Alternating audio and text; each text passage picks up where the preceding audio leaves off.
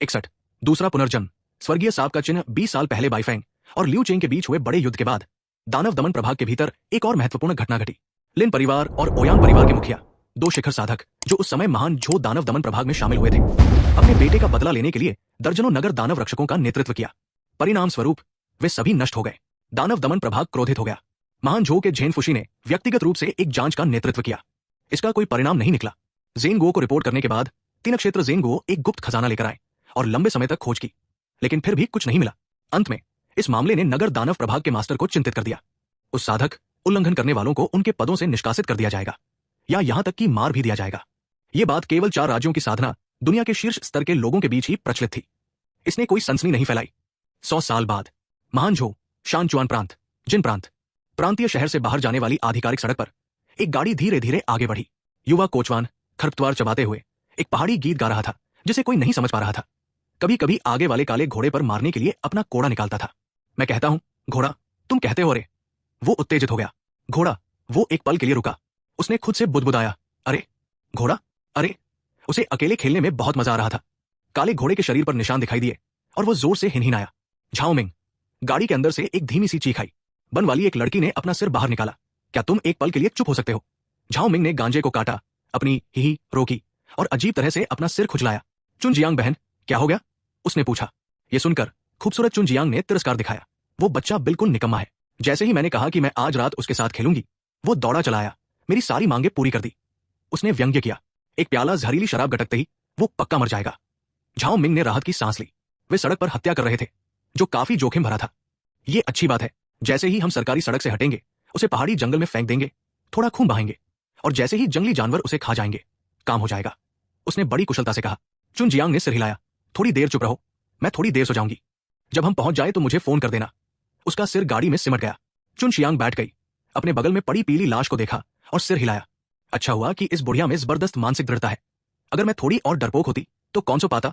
उसने जम्हाई ली और गाड़ी से टिक गई। धक्कों के बीच वो धीरे धीरे सो गई। रुद्र राठौर को दर्द की एक लहर महसूस हुई। ये एहसास सचमुच असहनीय था। उसके भीतर एक शक्ति बेतहाशा खा रही थी, मानो वो उसके पूरे अस्तित्व को पिघला देना चाहती हो। उसका मन दृढ़ था। इतना दर्द वो नहीं था जिस पर वो सोचता। उसकी चेतना धीरे धीरे साफ हो गई। उसकी धारणा और स्पष्ट हो गई। स्पष्ट रूप से ये उसका दूसरा पुनर्जन्म था और उसके मन में एक नई स्मृति उभर आई थी। लेकिन ये गौण थी। उसके लिए सबसे महत्वपूर्ण बात अपने शरीर की समस्या का समाधान करना था। अपनी आंखें बंद करके उसने खुद को उसमें डुबो दिया। 10,000 वर्षों से भी ज्यादा समय की सच्ची ची साधना अवतरित हुई। इसने उसकी पूरी नाड़ियों को भर दिया, धीरे धीरे एक मन शक्ति को निगलते हुए। उसका दर्द इसी निगलने के कारण था। ये एक ताओ शिरा है। रुद्र राठौर चौंक गए। हालांकि जुआन हुआंग ताओ कला में ताओ शिराओं का वर्णन बहुत सामान्य था, फिर भी उन्होंने अपने शरीर के भीतर की मन शक्ति को पहचान लिया। मेरी सच्ची ची ताओ शिरा को नष्ट कर रही है। उन्होंने सर्वप्रवर्तनकारी सच्ची कला से इसे नियंत्रित करने की कोशिश की। यह बेकार था। यह पूरी तरह से सहज व्यवहार था। यांग प्रकार की गिरोह ऊर्जा और ताओ शिराएं स्वाभाविक रूप से परस्पर विरोधी है और उनमें सामंजस्य नहीं हो सकता। रुद्र राठौर समझ गए। इस स्थिति में केवल 2 ही परिणाम थे। पहला, उनके पास 10,000 वर्षों की सच्ची ची साधना फिर से आ जाएगी, लेकिन ताओ शिरा नष्ट हो जाएगी। दूसरा, ताओ शिरा को सुरक्षित रखने के लिए उनकी साधना बिखर जाएगी। इसके बारे में सोचने की भी कोई जरूरत नहीं थी। ताओ शिरा अद्वितीय थी, जबकि सच्ची ची साधना पुनः प्राप्त की जा सकती थी। हालांकि अपनी साधना को इस तरह बिखरने के लिए वो तैयार नहीं थे। आखिरकार उन्होंने 100 वर्षों से भी अधिक समय तक लगन से साधना की थी। सौभाग्य से मैं तैयार था। रुद्र राठौर ने आह भरी। एक ही विचार में उसके शरीर में मौजूद सारी जन्मजात कौशल सत्यची नष्ट हो गई। वे उसकी शिरोबिंदुओं से प्रवाहित हुई और धीरे धीरे उसकी बाहरी त्वचा, मांस और हड्डियों में समाहित हो गई, जिससे उसकी भौतिक देह की शक्ति बढ़ गई। अपनी साधना के दौरान रुद्र राठौर ने पहले ही इस समस्या पर विचार कर लिया था। यांग प्रकार की गिरोह ऊर्जा भूतों, राक्षसों और यहां तक कि साधकों को भी नुकसान पहुंचा सकती थी। इसलिए यदि उसे 10,000 वर्षों की साधना के बाद पुनर्जन्म लेना पड़े तो संभवतः संघर्ष होगा। इसलिए उसने ये तरीका निकाला, यांग प्रकार की गिरोह ऊर्जा की शक्ति को अपने शरीर में समाहित करने के लिए, एक जादूगर से योद्धा में रूपांतरित होने के लिए। हालांकि उसकी समग्र शक्ति कमजोर हो जाती, लेकिन यह अस्वीकार्य नहीं था। यांग प्रकार की गिरोह ऊर्जा को शरीर में समाहित करने के लिए दरारों को चीरना पड़ता था, जो बहुत दर्दनाक था। लेकिन वर्षों से रुद्र राठौर दर्द के प्रति प्रतिरक्षित हो गए थे। इस दर्द के तहत उन्होंने इस शरीर की स्मृतियों को समझना और अपनी स्थिति से परिचित होना शुरू कर दिया। गुफान, 15 वर्ष। उनके पिता एक नगर दानव रक्षक थे, जो दानव दमन विभाग में सबसे निचले पद पर थे और 5 साल पहले एक ऑपरेशन में उनकी मृत्यु हो गई थी। उनकी मां एक साधारण महिला थी, जो उनके जन्म के समय ही प्रसव पीड़ा में मर गई। उनके एक चाचा भी थे, जो उनके पिता के बड़े भाई थे। वे भी एक नगर दानव रक्षक थे। इस साल उनके चाचा का परिवार उनकी देखभाल कर रहा था। एक दिन पहले उनकी उम्र 15 साल ही हुई थी, जो दाव शिरा जागरण के लिए औसत आयु थी। प्रथा के अनुसार दानव दमन विभाग ने उनकी दाव शिरा की जांच के लिए किसी को भेजा था। हालांकि उनके चाचा ने यह कार्य अपने ऊपर ले लिया। उनके रिश्ते को देखते हुए दानव दमन विभाग ने उनकी बात मान ली।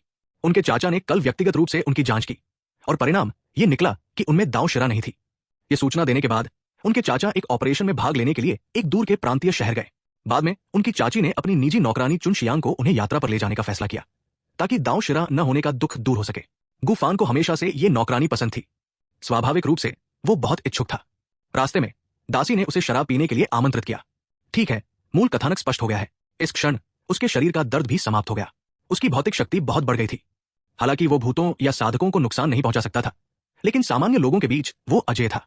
अगर वो पूरी ताकत लगा देता तो एकक्षेत्र का साधक भी उससे आगे नहीं निकल पाता। रुद्र राठौर ने अपनी आंखें खोली। उसने सो रहे चुन जियांग पर नजर डाली।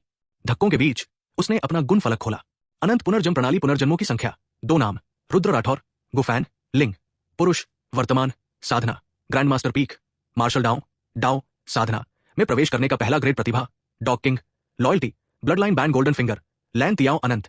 साधना की गति 100 गुना बढ़ गई। एक गोल्डन फिंगर खींच सकते हैं। रुद्र राठौर वहां लेट गए और चुपचाप अपने मन में खींचे का जाप किया। गोल्डन फिंगर खींची गई। स्काई सर्प सील। रुद्र राठौर ने इस गोल्डन फिंगर पर नजर डाली। स्काई सर्प सील। स्काई सर्प उपयोग करता बेहद अच्छा दिखने वाला, सांपों के प्रति आकर्षण बढ़ा, पंख वाले और पंख वाले जीवों को अधिक नुकसान पहुंचा सकता है। शरीर को छोड़ने के लिए 9 सांपों के सिर को बुला सकता है। चोटों से उबरने के लिए मांस और खून खा सकता है। साधारण सांपों को हमला करने के लिए बुलाने के लिए मानसिक ऊर्जा का उपभोग कर सकता है। ताकत मुख्य शरीर का 1% है। आत्मवेषण, ये क्षमता काफी दिलचस्प है। जैसा कि उसने विचार किया, उसने स्पष्ट रूप से अपने शरीर में बदलाव महसूस किया। वो लंबा और अधिक मजबूत हो गया था और उसके कपड़े और जूते काफी असहज थे। उसके बाल लंबे हो गए, काले बाल नीचे लटक रहे थे।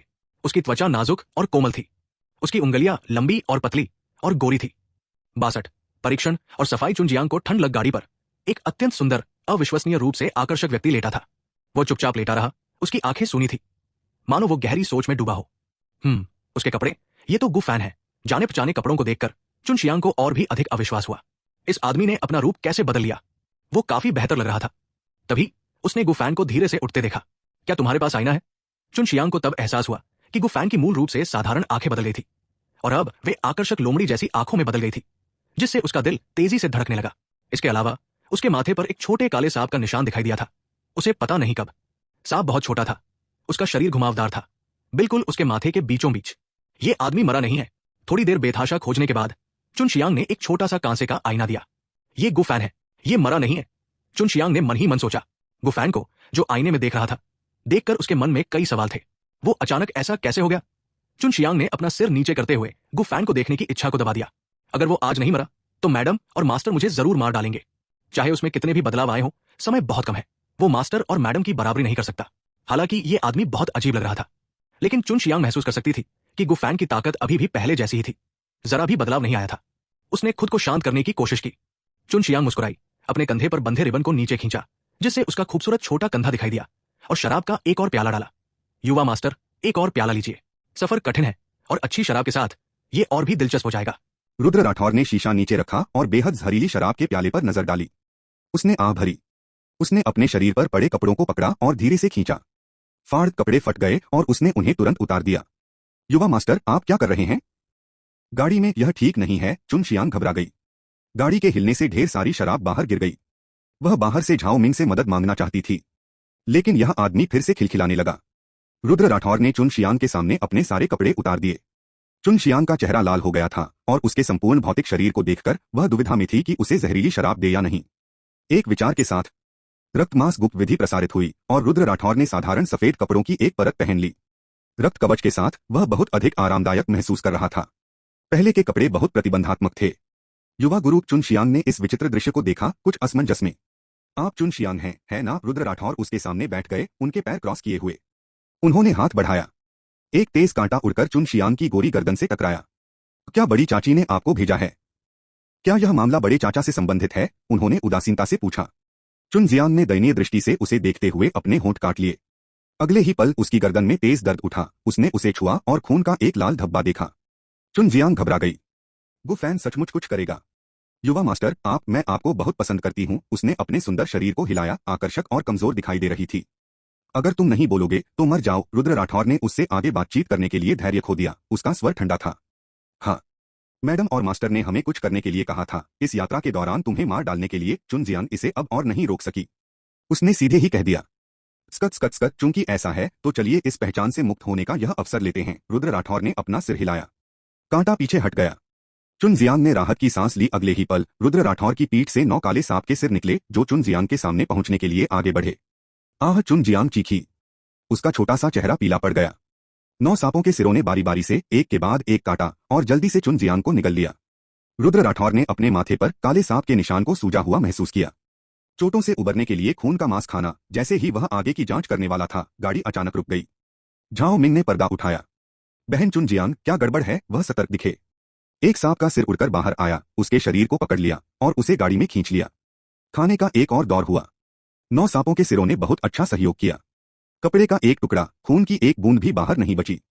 रुद्र राठौर गाड़ी से बाहर निकले। वह उपचार प्रभाव का परीक्षण करने की तैयारी कर रहा था। उसके भौतिक शरीर में मूल रूप से विकसित शरीर शोधन साधना तकनीक थी, साथ ही 10,000 वर्षों के यांत्रिक का संचार भी था। वह अपनी सुरक्षा को भी भेद नहीं पा रहा था। अपनी पूरी ताकत के बावजूद वह कोई वार नहीं कर पा रहा था। लगता है इस क्षमता का परीक्षण इतने कम समय में नहीं किया जा सकता। उसने अपना सिर हिलाया। उसने हाथ बढ़ाया और उसे पकड़ लिया। एक साधारण 1 मीटर लंबा काला सांप अचानक प्रकट हुआ, जो उसके हाथ में था। यह वाकई बहुत साधारण है।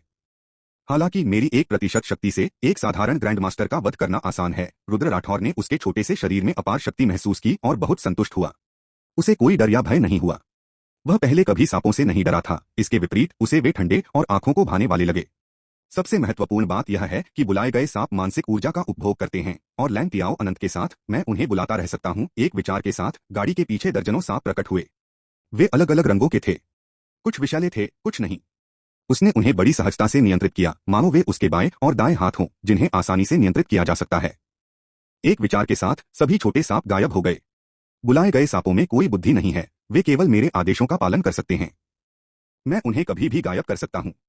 पहला आह्वान यादृच्छिक है, लेकिन अगर वे पहले आह्वान में प्रकट हुए हैं और मरे नहीं हैं, तो मैं उन्हें अगली बार विशेष रूप से बुला सकता हूं और दक्षता अधिक होगी। संबंधित जानकारी उसके दिमाग में आई। रुद्र राठौर ने अपनी जेब से फिर से कांसे का दर्पण निकाला और ध्यान से इस अजीब लेकिन परिचित चेहरे को देखा। लोमड़ी की आंखें वास्तव में बनी रहीं। अविश्वसनीय। उसने हाथ बढ़ाया और अपने माथे पर काले सांप के निशान को छुआ। यह बात थोड़ी स्पष्ट है। रक्तरेखा के सेवन से उसके चेहरे पर एक पूरा मुखौटा छा गया। फिर एक और बदलाव हुआ और मुखौटा केवल उसके चेहरे के ऊपरी आधे हिस्से को ढकने वाला हो गया। यह थोड़ा परेशान करने वाला है, लेकिन यह वास्तव में सुंदर लग रहा है। रुद्र राठौर ने आह भरी और मुखौटा उतार दिया। अब उसका समग्र रूप पहले से कहीं बेहतर हो गया था और साथ ही उसमें एक सूक्ष्म आकर्षण भी जुड़ गया था, जिससे वह असाधारण लग रहा था। एक कुलीन युवा गुरु की तरह। उसकी ऊंचाई मानक 1.87 मीटर हो गई, जो पहले के 15 वर्षीय बालक से बिल्कुल अलग थी। मुझे आश्चर्य है कि क्या यह क्षमता रक्तवंशीय दास्ता के साथ जुड़ सकती है। वर्तमान में पंख वाले जीवों को उसका नुकसान बढ़ गया है। अगर यह रक्तवंशीय दास्ता के साथ जुड़ सके तो यह वास्तव में उत्कृष्ट होगा। एक छोटे काले सांप को बुलाकर रुद्र राठौर ने उसके सिर पर हाथ फेरा, गाड़ी चलाना जारी रखने और यहां से जाने की तैयारी करते हुए। अचानक उसका दिमाग दर्द से धड़क उठा। एक दोस्ताना अनुस्मारक। अगर आपको लगता है कि अगले पृष्ठ पर क्लिक करने से आपको दूसरी वेबसाइट पर जाना पड़ता है, तो कृपया नीचे दिए गए अध्याय त्रुटि रिपोर्ट या हमसे संपर्क करें का उपयोग करके हमें सूचित करें। हम जल्द से जल्द इसका समाधान करेंगे। आपकी समझ के लिए धन्यवाद। 63 निर्णय। अध्याय 63 निर्णय। उसके दिमाग में 2 आकृतियां प्रकट हुई, उसकी चाची झांगवान और उसके चाचा गुकाई। इनके अलावा एक नई जानकारी भी थी। चूंकि दूसरे पक्ष की मृत्यु अन्यायपूर्ण तरीके से हुई थी और उसमें एक प्रबल आसक्ति थी, इसलिए मुझे स्वयं इस आसक्ति का समाधान करना होगा। अन्यथा जैसे जैसे मेरी साधना बढ़ेगी, यह आसक्ति हृदय दानव के समान हो जाएगी और मेरी साधना को प्रभावित करेगी। रुद्र राठौर ने छोटे काले सांप के सिर पर हाथ फेरा और उसे धीरे से चुटकी काटी। यदि दूसरे पक्ष की मृत्यु अन्यायपूर्ण तरीके से नहीं हुई होती, बल्कि सामान्य मृत्यु हुई होती, या यदि मैंने उनके जीवित रहते ही उनके शरीर पर अधिकार कर लिया होता, तो आसक्ति के समाधान की कोई आवश्यकता नहीं होती। रुद्र राठौर गाड़ी से कूद पड़े और स्थिर गति से नीचे उतरे। काला घोड़ा आगे बढ़ता रहा। उसकी गति बढ़ती गई। ऐसा लग रहा था कि वह यहां से भागने को आतुर है। यह क्षेत्र मुख्य सड़क से पहले ही दूर था। चारों ओर से पहाड़ी जंगल से घिरा हुआ था और नीचे की ओर एक छोटी नदी बह रही थी। रुद्र राठौर ने एक क्षण विचार किया। उन्हें एक उपयोगी जानकारी मिली। महान झो देश के दानव दमन विभाग में कर्मचारियों की कमी है। एक बार किसी साधक की खोज हो जाने पर उन्हें निश्चित रूप से महत्व दिया जाएगा। मेरी वर्तमान पहचान शुद्ध है और इस शरीर में एक स्पष्ट शिकायत है जो इसे तत्काल उपयोग के योग्य बनाती है। इसके अलावा मैंने सुना है कि महान झो का झेंगुओ एक सर्प दानव है। अब मुझे सांपों से लगाव हो गया है, इसलिए मैं इसका अच्छा उपयोग कर सकता हूँ। अपनी ठुड्डी पर हाथ फेरते हुए उसने एक मुस्कान प्रकट की। मैं दानव दमन विभाग से मिलने जा सकता हूँ। अब चूंकि उसके पास एक दाव शिरा थी, इसलिए स्वाभाविक रूप से उसे दाव की साधना करनी थी। दानव दमन विभाग के पास प्रचुर संसाधन थे और कई चीजें उसकी मदद कर सकती थीं। सबसे महत्वपूर्ण बात, अगर वह इन दोनों लोगों को किसी अलग पहचान के तहत मार देता तो यह निश्चित रूप से दानव दमन विभाग का ध्यान आकर्षित करता। जुआन हुआंग दाव कला का बहुत व्यापक रूप से वर्णन किया गया था। कुछ विवरणों का अभी भी उसे व्यक्तिगत रूप से पता लगाना बाकी था। एक सुरक्षात्मक आभा उड़ी जिसने रुद्र राठौर को हवा में ऊपर उठते हुए सहारा दिया। उसने कई छलांगे लगाईं और जंगल में और अंदर चला गया। उसके पास केवल जन्मजात कौशल साधना की कमी थी, उसकी अन्य युद्ध कलाओं की शक्ति अभी भी मौजूद थी, बस उतनी प्रबल नहीं थी। दोपहर, रुद्र राठौर एक गुफा में पहुंचे। पालथी मारकर बैठने के बाद उन्होंने अपने कौशल का प्रयोग करना शुरू किया। विभिन्न रूप और रंगों के दर्जनों सांप गुफा से रेंगते हुए निकले। रुद्र राठौर रुके नहीं। 1 मिनट बाद उन्होंने 500 मीटर के दायरे में 300 सांपों को सफलतापूर्वक छोड़ दिया। उन्हें चेतावनी देने का आदेश देने के बाद रुद्र राठौर ने साधना की तैयारी करते हुए अपना मन शांत किया।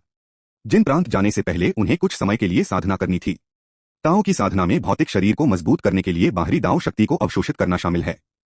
दाव शक्ति का उपयोग ताओवादी जादू करने के लिए किया जा सकता है, जिसमें कई अविश्वसनीय क्षमताएं होती हैं। हालांकि कई लोग अभी भी दीर्घायु की तलाश में हैं, क्योंकि एक क्षेत्र जीवन काल को 1000 साल बढ़ा देता है। रुद्र राठौर ने जुआन हुआंग दाव कला में परिचय को याद किया। दाव की साधना से पहले दाव क्षेत्र में प्रवेश भी होता है, जो 9 श्रेणियों में विभाजित है, जो दानव दमन प्रभाग में नगर दानव रक्षक की 9 श्रेणियों के अनुरूप हैं। उनके पुनर्जन्म से पहले जिस नगर दानव रक्षक को उन्होंने वर्षा जल से कुचला था, वह इसी स्तर पर था। गुफैन के पिता भी 5वीं श्रेणी के नगर दानव रक्षक थे। उनके चाचा गुकाई 6ठी श्रेणी के नगर दानव रक्षक थे। दाव की साधना करते समय व्यक्ति को पूर्ण विश्राम की अवस्था में होना आवश्यक है। इसके लिए साधक के लिए एक अत्यंत उच्च आध्यात्मिक क्षेत्र की आवश्यकता होती है। केवल तभी व्यक्ति वास्तव में बाह्य दाव शक्ति की साधना और अवशोषण कर सकता है। रुद्र राठौर ने अपनी आंखें बंद कर लीं। वह तुरंत उस अवस्था में प्रवेश कर गया। साधना गति में 100 गुना वृद्धि के साथ वह एक प्रतिभाशाली व्यक्ति था। समय धीरे धीरे बीतता गया। बेहतरीन नॉवल पढ़ने के लिए आप हमारे YouTube चैनल और Telegram premium channel audio journey के साथ जुड़ सकते हैं। 2 मिनट बाद रुद्र राठौर के शरीर के भीतर दाव शक्ति और अधिक शक्तिशाली हो गई और पहली श्रेणी तक पहुंच गई। 5 मिनट में दूसरी श्रेणी तक पहुंच गई। 10 मिनट में 5वीं श्रेणी। इस स्तर पर उसकी दाव शिरा एक क्षण के लिए कांपी और फिर एक काले अवरोध की परत उभरी जिसने उसके शरीर को ढक लिया।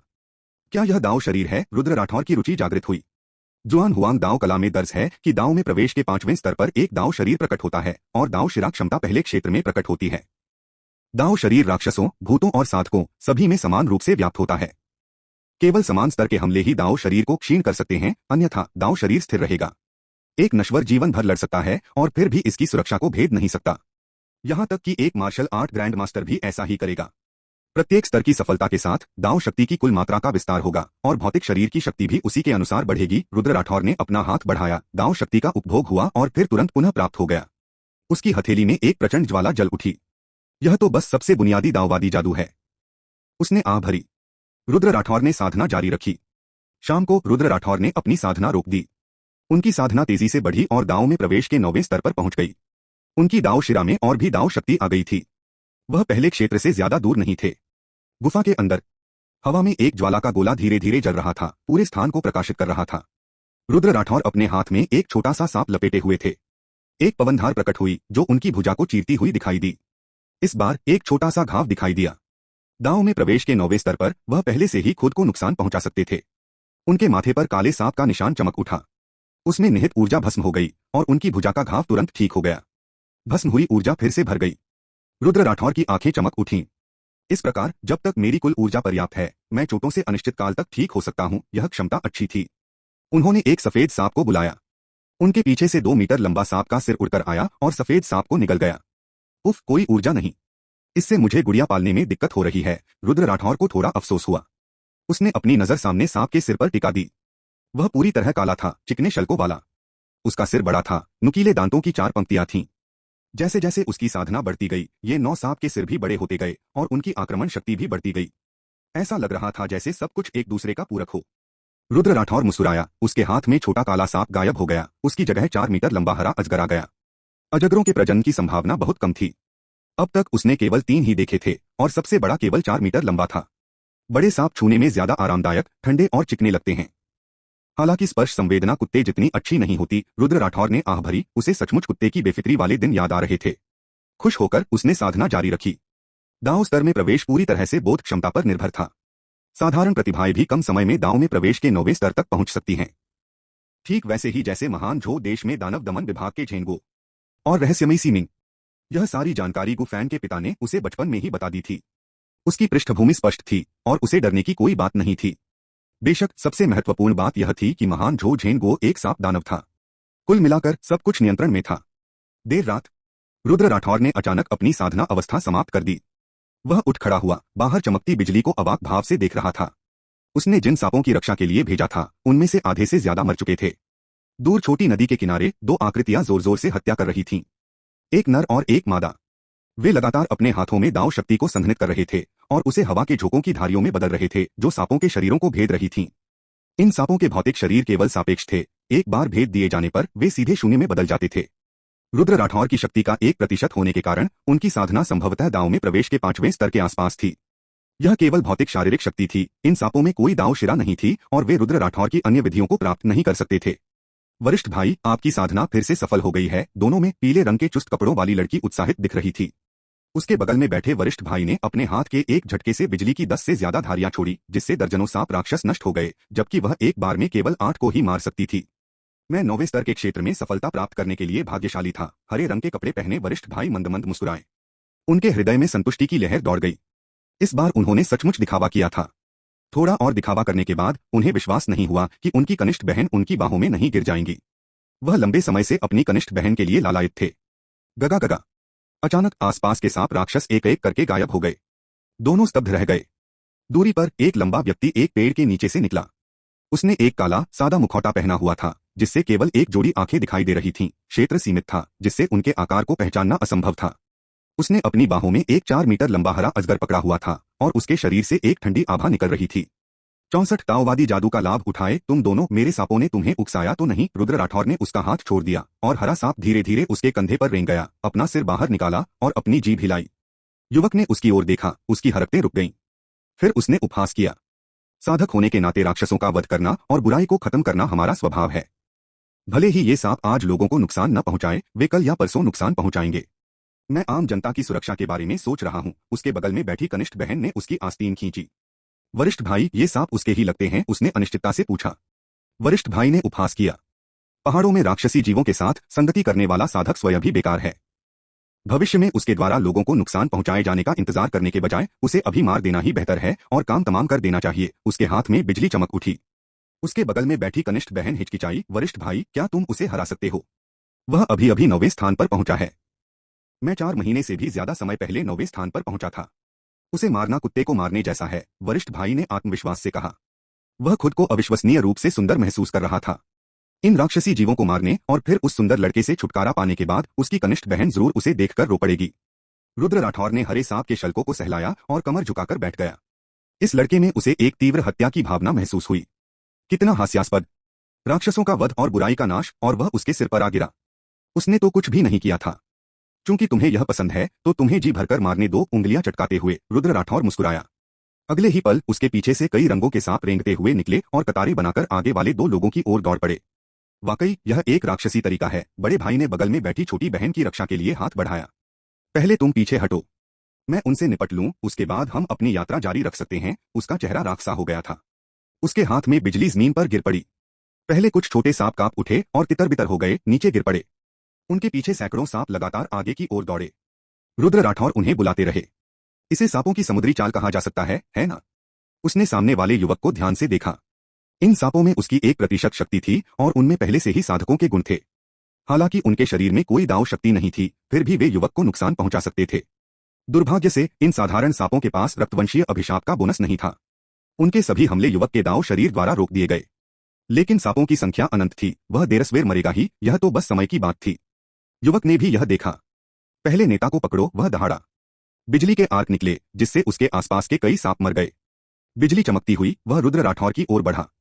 हालांकि रास्ते में आने वाले साधारण सांप उसे नुकसान पहुंचा सकते थे, फिर भी उसके दांव शरीर ने उनके सभी हमलों को रोक दिया। 3 सेकंड। वह रुद्र राठौर से 2 मीटर दूर था। उसके पास दिमाग है, लेकिन ज्यादा नहीं। रुद्र राठौर के पीछे 9 खूंखार सांपों के सिर अलग अलग कोनों से हमला करते हुए उड़े। 9 सांपों के सिरों के हमले उसकी अपनी शक्ति थे।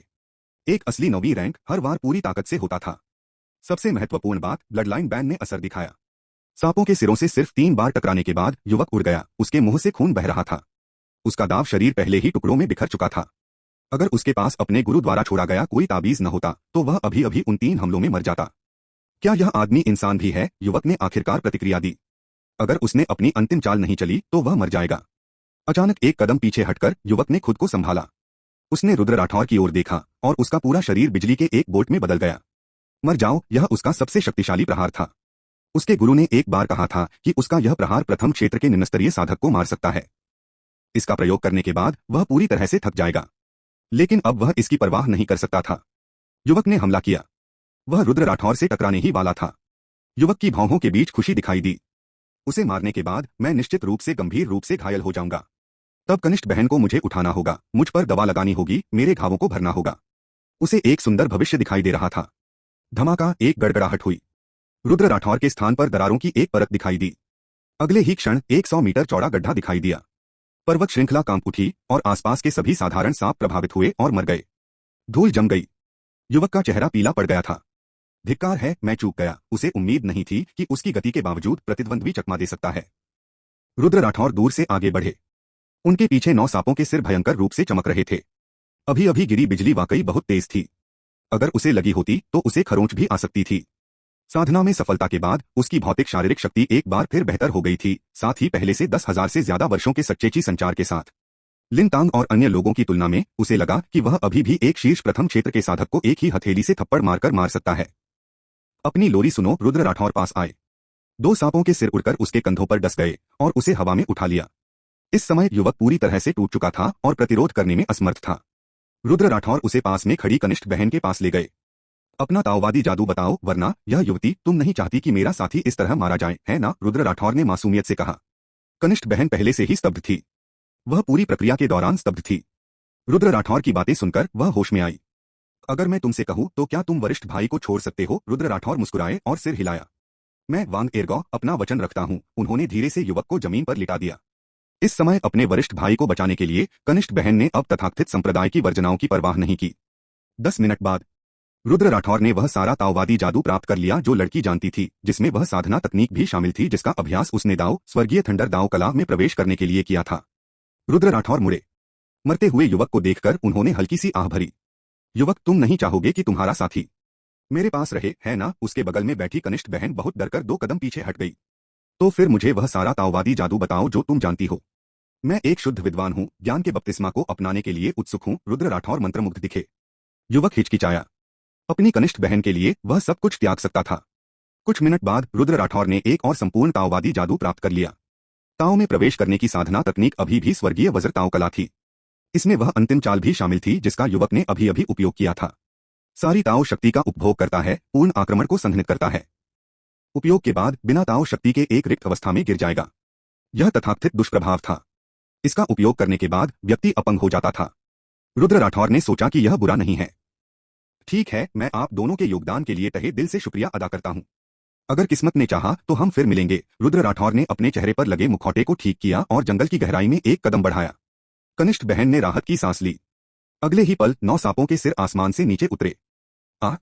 इस बार एकत्रित ऊर्जा ठीक ठाक है, लेकिन यह अभी भी सभी चोटों को ठीक करने के लिए पर्याप्त नहीं है। रुद्र राठौर ने अपने ग्लैबेला में सांप सील ऊर्जा को महसूस किया, शांति से विश्लेषण किया। इस बार उन्होंने उन दोनों से बहुत सारे ताओवादी जादू प्राप्त किए जो ज्यादातर बिजली से संबंधित थे। उनकी हमला करने की शक्ति बहुत मजबूत थी, काफी अच्छी थी।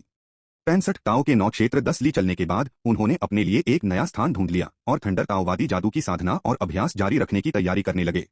पिछले स्थान ने बहुत अधिक हंगामा किया था और निश्चित रूप से गुप्त उद्देश्यों वाले लोगों का ध्यान आकर्षित करेगा। गुफा के अंदर उन्होंने पहरा देने के लिए साधारण सांपों को छोड़ना जारी रखा। हरा सांप उनके बगल में कुंडली मारकर बैठा था। उन्होंने साधना शुरू की। वे दोनों लोग दाझो देश के तियानलेई संप्रदाय नामक एक साधना विद्यालय से हैं, जिसमें कुल 20 से ज्यादा लोग हैं और सबसे शक्तिशाली संप्रदाय गुरु है जो प्रथम क्षेत्र का मध्यवस्था का साधक है। रुद्र राठौर ने सिर हिलाया। उसे इन बातों की परवाह नहीं थी। दानव दमन विभाग और उन संप्रदायों व परिवारों के बीच का रिश्ता नाजुक था और एक बार जब वह शाही गरुड़ बन गया तो उसे खुलकर काम करने के कई मौके मिलेंगे। 3 दिन बाद रुद्र राठौर गुफा से बाहर निकला। उसने एक ही दिन में सारा थंडर दाववादी जादू सीख लिया था। ये चीजें उसके लिए बहुत आसान थीं। बाकी 2 दिन उसने साधना करते हुए प्रथम क्षेत्र में सफलता पाने की कोशिश में बिताए। उसे लगा कि प्रथम क्षेत्र में सफलता पाना उसके लिए बहुत आसान है। लेकिन हर बार जब वह किसी महत्वपूर्ण क्षण पर पहुंचता तो अनायास ही उसके मन में झांगवान और गुकाई के चेहरे उभर आते। लगता है जब तक मैं उन्हें मार नहीं दूंगा मैं सफलता नहीं पा सकूंगा। अपना सिर हिलाते हुए रुद्र राठौर ने सभी साधारण सांपों को दूर भगा दिया। उसके भीतर की ताओ शक्ति उमड़ पड़ी, उसे हवा में उड़ा ले गई और वह जिन प्रांत की ओर तेजी से बढ़ गया। यह मूल ताओवादी जादू उड़ान थी जिसमें बहुत अधिक ताओ शक्ति खर्च होती थी। आमतौर पर केवल एक द्वितीय क्षेत्र साधक ही इस खपत को अनदेखा कर सकता था और लंबे समय तक उड़ सकता था। लेकिन उसकी ताओ शक्ति असीम थी, इसलिए वह निडर था। जैसे ही वह जिन प्रांत के पास पहुंचा वह उतरा, अपनी आंखों को ढकने वाला एक मुखौटा पहना और प्रांत नगर में चल पड़ा। उसने हरे रंग का वस्त्र धारण किया और अपनी तीक्ष्ण आभा को नियंत्रित किया जो वह आमतौर पर धारण करता था। बालों की कुछ लटें नीचे लटक रही थीं, जो उसके माथे पर सांप के निशान को ढक रही थीं। इस क्षण वह एक बार फिर एक प्रसन्नचित्त युवक बन गया। पश्चिम की ओर यात्रा करते हुए वह प्रांत नगर में दानव दमन विभाग की चौकी पर पहुंचा। यह एक 3 मंजिला सराय थी जिसका नाम शांतिपूर्ण सराय था।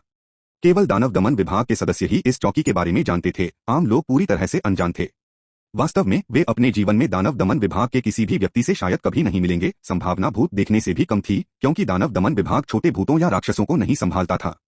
सराय में चलते हुए मेहमानों की 3 मेजें थीं जो अपने भोजन का आनंद ले रहे थे और जीवंत बातचीत कर रहे थे। रुद्र राठौर काउंटर पर चले गए। युवा सराय मालिक एक एबेकस पकड़े हुए अपने दांत साफ कर रहा था और मुस्कुरा रहा था। 1 और अच्छे महीने की कमाई। रुद्र राठौर ने उसकी ओर देखा और कहा, मैं गुफैन हूँ, 15 साल का, टाउन डेमन गार्ड गुजिया का बेटा, और मैंने अपने दाओ वंश को जागृत किया है। मैं रिपोर्ट करने आया हूँ, उन्होंने शांति से कहा, अपनी आवाज को दाओ पावर के साथ प्रेषित किया। दानव दमन विभाग की सभी चौकियां और उनके सभी कर्मचारी दानव दमन विभाग के प्रच्छन्न सदस्य थे। वह देखने में तो बहुत सुंदर नहीं था, लेकिन उसकी आंखों में एक शक्तिशाली आभा थी। भाई गु, जरा रुको। सराय मालिक ने एक साधारण पत्थर निकाला, उसे अपने कान से लगाया और अपने होंठ हल्के से हिलाए। यह दानव दमन विभाग का संचार जादुई खजाना है, एक ध्वनि संग्रह पत्थर जो एक निश्चित सीमा में संदेश भेज सकता है, बिल्कुल टेलीफोन की तरह। गुजिया ने उसे इन चीजों के बारे में तब बताया था जब वह जिंदा था। इस वस्तु को चार्ज करने की जरूरत नहीं थी, इसे दाव शक्ति से रिचार्ज किया जा सकता था, जिससे इसकी सहन शक्ति अच्छी थी। कुछ मिनट बाद सराय मालिक ने रुद्र राठौर की ओर देखा, कुछ उलझन में। मुझे मिली जानकारी के अनुसार आपने अपने दाव वंश को जागृत नहीं किया है और आप 4 दिनों से लापता हैं, उसने अपनी आवाज दी। रुद्र राठौर ने सिर हिलाया, कुछ जटिलताएं थीं। सीधे शब्दों में कहें तो मुझे मेरे चाचा ने फंसाया था। उसने सराय मालिक की ओर देखा और शांति से बोला, पहले मेरे साथ आओ, हम तुम्हारी पहचान की पुष्टि करेंगे, तुम्हारी योग्यता का परीक्षण करेंगे और तुम्हें रहने की जगह देंगे। सराय वाला मुड़ा और बोला। काउंटर से उठकर वे सराय के पिछले आंगन की ओर चल पड़े। कई रास्तों से होते हुए वे एक भूमिगत प्रवेश द्वार पर पहुंचे। रुद्र राठौर बिना किसी हड़बड़ी के उनके पीछे पीछे चला। 10 मिनट बाद वे एक गहरे भूमिगत मार्ग से गुजरे और नीचे की दुनिया में पहुंच गए। भूमिगत एक छिपी हुई दुनिया थी। कहीं से टिमटिमाती लपटें प्रकट हुई, सारा अंधेरा रोशन कर रही थीं। यह स्पष्ट रूप से एक भूमिगत दुनिया थी जिसमें कई इमारतें और मंडप थे। यह वास्तव में एक अलौकिक दुनिया है, उत्पादकता वाकई बहुत ज्यादा है। रुद्र राठौर ने हल्की सी आह भरी। सरायवाला उसे लाल रोशनी से जगमगाते एक कमरे में ले गया, जहां एक अधेड़ उम्र का आदमी काफी देर से इंतजार कर रहा था। उसके हाथ में एक लाल डिब्बा था जिसमें लाल तरल पदार्थ का एक कुंड था जो खून जैसा लग रहा था। तुम गुफैन हो, है ना? अपने खून की एक बूंद इसमें डाल दो, उसने डिब्बा खोला और उत्सुकता से कहा। रुद्र राठौर ने उसकी बात मान ली। यह अधेड़ उम्र का व्यक्ति दांव के 9वें पद पर था और मारा जा सकता था। जैसे ही ताजा खून अंदर आया, लाल तरल तेजी से जम खा गया, लेकिन कुछ सेकंड बाद यह अपनी मूल अवस्था में लौट आया। सरायवाले ने सिर हिलाया। यह आपके पिता गुजिया की रक्त कलाकृति है, यह प्रतिक्रिया के माध्यम से आपके रक्त संबंध का पता लगा सकती है। अब आपकी पहचान की पुष्टि हो गई है। वह मुड़ा, चलो शुरू करते हैं, अगला एप्टीट्यूड टेस्ट है। रुद्र राठौर ने पीछा किया। क्या इस एप्टीट्यूड के लिए कोई स्पष्टीकरण है? जुआन हुआंग दाव कला या तियानले संप्रदाय के ताओवादी जादू में इसका कोई रिकॉर्ड नहीं था, इसलिए वह इसके बारे में नहीं जानता था। सरायवाले ने अपना सिर हिलाया, कोई स्पष्टीकरण नहीं, दाव वंश सभी यादृच्छिक हैं। तथाकथित एप्टीट्यूड टेस्ट, यह जादुई खजाना बहुत सटीक गणना करता है, उसने उदास होकर कहा। मेरी पहली भविष्यवाणी दांव की 8वीं रैंक थी और इतने वर्षों के बाद मैं वास्तव में अभी भी दांव की 8वीं रैंक पर हूं। मुझे इस जीवन में पहले क्षेत्र तक कभी नहीं पहुंचना है। रुद्र राठौर ने बात नहीं की। भूमिगत दुनिया में ज्यादा लोग नहीं थे। रास्ते में रुद्र राठौर ने केवल 5 कल्टीवेटर देखे, सभी 5वीं रैंक से ऊपर।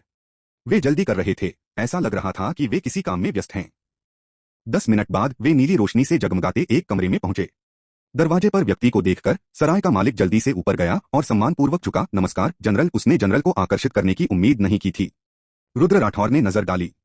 उस व्यक्ति ने काला कवच पहना हुआ था। आखिरकार उसके पास एक रक्त शत्रु था जिसने उसकी आक्रमण शक्ति को 10 गुना बढ़ा दिया था।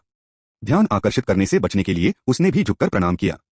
तुम गुजिया के बेटे हो? दानव दमन जनरल ने आंखें सिकोड़ते हुए चुपचाप रुद्र राठौर को देखा। मेरे पिता गुजिया हैं, रुद्र राठौर ने उत्तर दिया। तुम्हारे पिता और मेरे बीच कुछ इतिहास है, मैंने उन्हें कुछ समय पहले पढ़ाया था। लेकिन दुर्भाग्य से उन्हें मूल रूप से प्रथम क्षेत्र में प्रवेश करने की उम्मीद थी। आह भरते हुए दानव दमन जनरल ली युआन भावुक हो गए। रुद्र राठौर चुप रहे। चलो चलते हैं, पहले हम तुम्हारी योग्यता का परीक्षण करेंगे। उन्होंने रुद्र राठौर के कंधे पर थपथपाया। सराय मालिक की आंखें चमक उठीं। मुझे उम्मीद नहीं थी कि इस लड़के का जनरल के साथ ऐसा रिश्ता होगा। यह अच्छा हुआ कि मैंने उसके लिए चीजें मुश्किल नहीं बनाई। यह एक परीक्षण पत्थर है। इस पर अपना हाथ रखें और यह आपके ताओ वंश, साधना गति और अन्य कारकों के आधार पर आपकी साधना सीमा का अनुमान लगाएगा। यह थोड़ा रहस्यमय लगता है, लेकिन यह काफी सटीक है। रुद्र राठौर ने सिर हिलाया। उसने अपनी हथेली खोली और उसे पत्थर पर रख दिया। उसकी त्वचा से एक ठंडी सनसनी हुई। नीली रोशनी के साथ पत्थर पर पाठ की एक पंक्ति दिखाई दी। दाओ का 9वां क्षेत्र, 9 स्वर्ग। दानव दमन जनरल की आंखें चमक उठीं। 66 दानवद मन में प्रवेश करें। शक्ति नाटकीय रूप से बढ़ जाती है। ली युआन का जबड़ा लगभग खुला रह गया। वह अचानक से दौड़कर आया और पाठ की पंक्ति को गौर से देखने लगा। यह दाओ का 9वां क्षेत्र, यह 9वां स्वर्ग होगा, साधना का 9वां क्षेत्र। ली युआन कल्पना भी नहीं कर सकता था कि यह कितना शक्तिशाली होगा। उनकी धारणा में पूरे 4 राज्यों की साधना दुनिया के 10,000 साल के इतिहास में सबसे शक्तिशाली केवल 6ठे लोक तक ही पहुंच पाया था। हाल के 1000 सालों में सबसे शक्तिशाली मुश्किल से 5वें लोक तक पहुंच पाया था। अगर उनका दानव दमन विभाग सचमुच 9वें लोक का निर्माण कर पाता तो ली युआन का दिमाग फट गया। उसने तुरंत प्रतिक्रिया दी। झाओरुआन, किसी चौथे व्यक्ति को इस बात का पता न चलने देना। मुझे परवाह नहीं कि इसे कौन लीक करता है, मैं तुम्हें मार डालूंगा। उसने दुकानदार को घूरा। उसकी हत्या की नीयत बेकाबू हो गई। दुकानदार झाओरुआन पसीने से लथपथ था और उसने तुरंत अपनी वफादारी का वादा किया। कृपया निश्चिंत रहें सेनापति, मैं इस बात को बिल्कुल लीक नहीं करूंगा। ली युआन ने आगे कहा। अब से आपकी पत्नी, बच्चों और बड़ों पर दानव दमन विभाग द्वारा वास्तविक समय में नजर रखी जाएगी। मुझे उम्मीद है कि आप मुझे दोष नहीं देंगे। 9वें लोक आप समझ नहीं रहे हैं। रुद्र राठौर शांति से अपने सामने सब कुछ घटित होते देख रहे थे। यह सब उनकी उम्मीदों के अनुरूप था। हालांकि उसकी योग्यता 100 गुना बढ़ गई थी, तो वह 9वें लोक में ही क्यों था? वहां 33 दाव लोक थे। उसके बाद आने वालों ने यह सब कैसे किया? उसके मन में संदेह की लहर उठी। ली युआन उसके पास गया। परीक्षण जारी रखो। उसकी आवाज काफी नरम थी। रुद्र राठौर ने उसकी बात मान ली। लगातार 3 बार उसकी परीक्षा हुई और हर बार 9वें लोक का परिणाम आया। ली युआन ने तुरंत रुद्र राठौर को दानव दमन विभाग में भर्ती करने का फैसला किया, जहां उसका पद निर्धारित होना था। उसे एक निवास, साधना संसाधन और एक पहचान पत्र देने के बाद उसने दुकानदार झाओरुआन को उसे ले जाने के लिए कहा। जाने से पहले रुद्र राठौर ने धीमी आवाज में कहा, सेनापति, मुझे शक है कि मेरे दादाजी ने मेरे दाव वंश के बारे में जानकारी छिपाई है। जानबूझकर मुझे दानव दमन विभाग में शामिल होने से रोका है और उनके पीछे कोई गुप्त उद्देश्य है। इसके अलावा उन्होंने दासी और कोचवान से मेरी यात्रा के दौरान मेरी हत्या करवाने की कोशिश करवाई है। ली युआन ने उसे एक दृढ़ दृष्टि से देखा। तुम्हारे जैसे प्रतिभाशाली व्यक्ति को दानव दमन विभाग द्वारा पूर्ण महत्व दिया जाएगा। निश्चिंत रहो, ज्यादा से ज्यादा 8 दिनों के भीतर तुम्हें जवाब मिल जाएगा। रुद्र राठौर ने सिर हिलाया। अगर मुझे मौका मिले तो मैं उन दोनों को अपने हाथों से मारना चाहूंगा सेनापति। मैं तुम्हारा बहुत आभारी रहूंगा। ली युआन मुस्कुराया। यह बात उसके लिए मामूली थी। अगर वह रुद्र राठौर की सद्भावना प्राप्त कर सके तो यह सचमुच एक लाभ होगा। निश्चिंत रहो। रास्ते में झाओरुआन लगातार उसकी चापलूसी कर रहा था। मुझे पता था कि भाई गु जैसे सुंदर व्यक्ति का निश्चित रूप से एक असाधारण दाव वंश होगा। एक बार जब तुम प्रथम क्षेत्र में प्रवेश कर जाओगे तो तुम निश्चित रूप से और भी अधिक शक्तिशाली क्षमताओं को जागृत करोगे। वह एक साथ बोला और हंसा। रुद्र राठौर ने सहजता से जवाब देते हुए अपना सिर हिलाया। साधना 5वीं कक्षा में दाव में प्रवेश, एक दाव शरीर उत्पन्न करना। प्रथम क्षेत्र में क्षमताओं का जागरण। इस क्षमता का दायरा विशाल और अनोखा था। आमतौर पर केवल एक प्रतिभाशाली व्यक्ति ही किसी क्षमता को जागृत कर सकता था। ज्यादातर लोगों को यह अवसर कभी नहीं मिला। ठीक ओयांग यान और लिन हाई की तरह, जिनसे उसका सामना हुआ था, दोनों के पास दाव वंश की क्षमताएं नहीं थीं। भाई झाओ, क्या दानव दमन विभाग के पास कोई पुस्तकालय या ऐसा ही कुछ है? जैसा कि आप जानते हैं, मैं एक नौसिखिया हूं और मुझे इस क्षेत्र के बारे में और जानने की जरूरत है। झाओरुआन ने अपनी छाती पर रखा टोकन उठाया। इससे आप ऊपर वाले पुस्तकगृह में जाकर ये चीजें पढ़ सकते हैं, लेकिन आपकी पहचान अभी तय नहीं हुई है, इसलिए मुझे नहीं पता कि आपको कितनी जगह की अनुमति होगी। जितनी ज्यादा जगह होगी उतनी ही ज्यादा किताबें आप पढ़ सकेंगे। रुद्र राठौर को अब एक विचार आया। फिर वे दानव दमन विभाग की वर्दी, पहचान चिन्ह और बुनियादी दाववादी जादू लेने के लिए कई अन्य कमरों में गए। झाओरुआन उन्हें वापस जमीन पर ले गया और जिन प्रांत के सबसे पश्चिमी छोर पर इमारतों के एक परिसर में पहुंचे। यह इलाका ऊंची दीवारों से घिरा था और अंदर अलग अलग आकार के आंगन थे। दोनों अंदर एक मध्यम आकार के आंगन में पहुंचे। भाई गु, यहीं हमारे दानव दमन विभाग के लोग रहते हैं। यहाँ कोई परिवार का सदस्य नहीं है, कोई नौकर नहीं है, कृपया इसे सहन करें। उन्होंने अपने हाथ में रखी वस्तुएं उन्हें सौंप दी। आपका पहचान पत्र झेनफुशी स्तर का है, जिससे आप दूसरे स्तर और उससे नीचे की कोई भी किताब पढ़ सकते हैं। उन्होंने 100 मीटर दूर एक ऊंचे टॉवर की ओर इशारा किया। वह पुस्तक भवन है, आप पहली और दूसरी मंजिल पर आराम से पढ़ सकते हैं। रुद्र राठौर ने उस पर नजर डाली। टॉवर कुल 5 मंजिलों का था, पूरी तरह से काला और बहुत अजीब लग रहा था। धन्यवाद बड़े भाई। झाओ रुआन का अभिवादन करने के बाद रुद्र राठौर मुड़े और आंगन की ओर चल दिए। यह उस जगह से अलग नहीं था जहां वे रहते थे। सभी प्रकार की सुविधाएं उपलब्ध थीं। शयन कक्ष में लगे कांसे के दर्पण के पास जाकर रुद्र राठौर ने दानव दमन विभाग की विशिष्ट वर्दी पहन ली। यह पूरी तरह से काली थी। बीच में एक सफेद झेन अक्षर छपा हुआ था। कपड़े बिल्कुल सही आकार के थे और पहनने में बहुत आरामदायक थे। लेकिन अंततः ये रक्त कवच के सामने कुछ भी नहीं है। रुद्र राठौर मुस्कुराया। उसके शरीर के कपड़े जल्दी से उतर गए और फिर बिल्कुल वैसे ही कपड़े उस पर दिखाई दिए। दिलचस्प। अभी कुछ देर पहले तक हम दुश्मन थे, लेकिन अब मैं इस संगठन में शामिल हो गया हूं। सक सक सक। अभी अभी बुलाए गए काले सांप को सहलाते हुए रुद्र राठौर के चेहरे पर भावुकता भरी थी। एक हफ्ते बाद रुद्र राठौर का छोटा सा आंगन। वह दानव दमन विभाग की वर्दी पहने हुए दरवाजे से बाहर निकला। इन दिनों वह रोज 1 घंटे के लिए पुस्तक भंडार जाता था। कुछ दिनों के बाद उसने जितनी भी किताबें मिल सकी पढ़ लीं। दानव दमन विभाग 4 राज्यों की आधिकारिक शक्ति है, जिसका अधिकार स्थानीय सरकारों से भी ज्यादा है। यह 4 राज्यों की साधना जगत की पारिवारिक और संप्रदाय सेनाओं के साथ शत्रुतापूर्ण स्थिति में है। केवल संकट आने पर ही दोनों पक्ष एकजुट होंगे। उसे वह जानकारी याद आई जो उसने सीखी थी। छाया के लिए किसी बड़े पेड़ का सहारा लेना अच्छा होता है। रुद्र राठौर मुस्कुराया। उसने अपना मुखौटा उतार दिया, जिससे उसका बेदाग चेहरा सामने आया। मुझे उम्मीद नहीं थी कि पुनर्जन्म एक ही समयावधि में नहीं होगा। मैं तो 100 साल बाद आया था। उसे समझ आ गया कि वह शेरू को क्यों नहीं ढूंढ पा रहा था। वे दोनों एक ही समयावधि में नहीं थे। यह भी हो सकता था कि वे एक ही दुनिया में न हो। पुनर्जन्म के अपने जोखिम थे। अपने कपड़े लहराते हुए वह एक छोटे से आंगन में चला गया। खुले मैदान के पास रुद्र राठौर हंसे बिना नहीं रह सका। इस दौरान उसे आखिरकार अपनी पूरी शक्ति को उजागर करने का एक तरीका सूझ गया था। दूसरा रूप सक्रिय करो। उसका शरीर बदल गया। वह 30 मीटर ऊंचा विशालकाय बन गया। उसकी शक्ति का विस्फोट हुआ, अविश्वसनीय रूप से शक्तिशाली। दाव शरीर की एक परत ने उसके पूरे शरीर को ढक लिया और उसके भीतर की दाव शक्ति निरंतर प्रवाहित होती रही, उसकी त्वचा के विभिन्न भागों से जुड़ती रही। बड़ा होने के बाद वह अपने मूल आकार में लौट आया। 30 मीटर बहुत लंबा था। समय के साथ यह आसानी से हंगामा खड़ा कर सकता था। अब मेरे पास पहले से ही दाव शक्ति है। जब तक मैं अपने शरीर को दाव शक्ति की एक परत से ढक लूंगा, मैं केवल अपनी भौतिक शरीर शक्ति से ही साधकों को नुकसान पहुंचा सकता हूं। उसने इसे मोटे तौर पर महसूस किया। 10,000 वर्षों की सच्ची क्यूई और रक्तरेखा अभिशाप से मजबूत शरीर एक मुक्का दूसरे लोक से नीचे की किसी भी चीज के लिए घातक होगा। यह केवल उसका भौतिक शरीर नहीं था। बड़ा होने के बाद उसकी आंतरिक दाव रक्तरेखा भी कई गुना विस्तारित हुई और दाव शक्ति की कुल मात्रा भी उसी के अनुसार बढ़ी। उनके द्वारा किए जाने वाले हमले भी अधिक शक्तिशाली होंगे। इस समय हालांकि वह दाव प्रवेश की 9वीं श्रेणी में था, उसकी असली शक्ति दूसरे लोक के साधक से पूरी तरह से मुकाबला कर सकती थी। दूसरा क्षेत्र जो दानव दमन प्रभाग में झेनफुशी स्तर था, एक प्रांत को नियंत्रित करते हुए अपने अधीन लाखों लोगों की सुरक्षा के लिए जिम्मेदार। उन्होंने अपने अंग फैलाए। रुद्र राठौर ने खुद रात का खाना बनाया। उन्होंने 2 निवाले भी नहीं खाए थे कि बाहर से कदमों की आहट सुनाई दी। 67 देशदमन सहायता। फिलहाल कोई चिंता नहीं। दाव शक्ति एक लहर में परिवर्तित होकर उनके मुंह के पास से गुजरी, अशुद्धियों को पोंछते हुए रुद्र राठौर दरवाजे की ओर चल पड़े। दरवाजे के बाहर ली युआन 2 अधेड़ उम्र के पुरुषों के साथ धीरे धीरे आगे बढ़े। सर झेनगो, यह गुफान है, ली युआन ने धीरे से कहा। रुद्र राठौर ने यह सुना और ध्यान से उन्हें देखा। सर शांचुआन प्रांत के झेनफुशी एक दूसरे क्षेत्र के साधक होने चाहिए। झेनगो निस्संदेह वह महान झो दानव दमन प्रभाग के प्रमुख प्रभारी और तीसरे क्षेत्र के विशेषज्ञ थे। वर्दी पहने झेनगो लियूशुन ने रुद्र राठौर को ध्यान से देखा। यह आदमी काफी अच्छा लग रहा है। न जाने क्यों वह मन ही मन बहुत सहज महसूस कर रहा था।